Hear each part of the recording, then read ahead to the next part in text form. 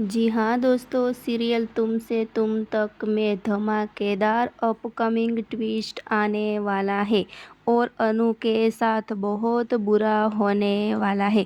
लेकिन यहाँ पर अनु हार मानने वाली नहीं। जी हाँ दोस्तों, आगे ऐसा भी होने वाला है कि अनु को सबूत मिलकर अनु के साथ बहुत बुरा होने वाला है और अनु नाराज भी हो जाने वाली है। जी हाँ दोस्तों, लेकिन यहाँ पर घर सफाई में अनु को एक अनोखी चीज मिलने वाली है और मानसी के साथ बहुत गलत होने वाला है। लेकिन मानसी भी अनु के साथ बदला लेने वाली है और अनु बहुत मुसीबत में फंस जाने वाली है। जी हाँ दोस्तों, आगे धमाकेदार ट्विस्ट आने वाला है। आगे देखने के लिए जुड़े रहे किरण सीरियल स्टोरी के साथ।